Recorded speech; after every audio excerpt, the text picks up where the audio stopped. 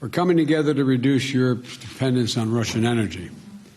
Putin has issued Russia's energy resources to coerce and manipulate its neighbors. That's how he's used it. He's used the profits to drive his war machine. And that's why earlier this month I announced the United States would ban all imports of Russian energy to make it clear that American people would not be part of subsidizing Putin's brutal, unjustified war against the people of Ukraine. At the time, I noted that we were able to take this step when others could not because the United States is a net exporter of energy with a strong domestic industry. And the United States welcomed the European Union's powerful statement earlier this month, committing to rapidly reduce its dependence on Russian gas. Today, we've agreed on a joint game plan toward that goal, while accelerating our progress toward a secure, clean energy future. This initiative focuses on two core issues.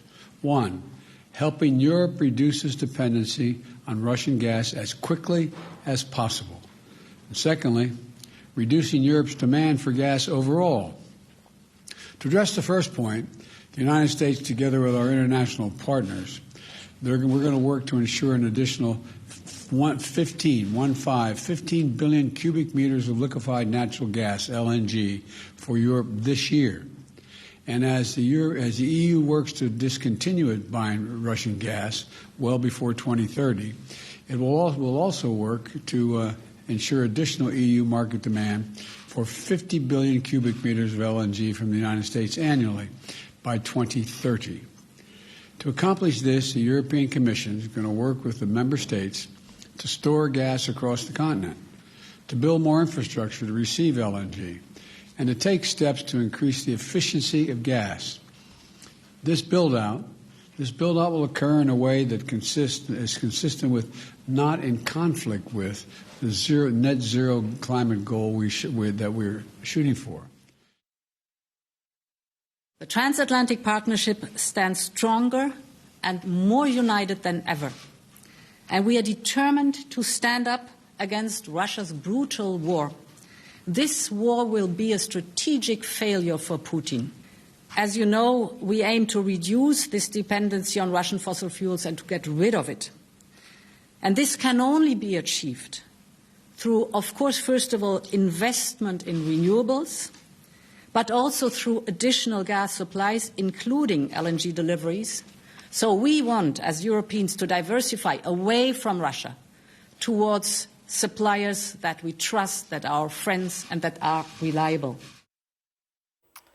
That was the latest from Brussels. We can now see the latest from Sky. Sally Lockwood, she's in Lviv in western Ukraine. And she says this deal is a significant step towards moving away from the world's reliance on Russian energy.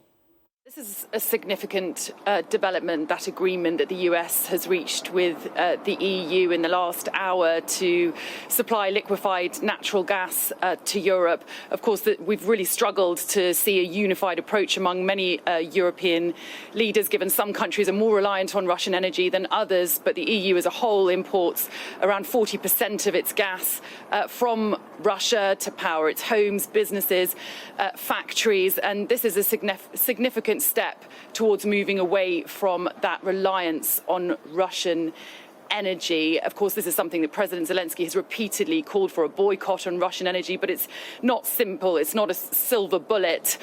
This is something, though, that they hope to roll out starting this year. Although they don't have the same distribution pipelines in terms of importing natural gas by sea into Europe. So there are estimates that they could only manage to fill around 2/3 of the supply that Russia already provides to Europe in terms of its gas supplies, and it could also end up being far more expensive for consumers.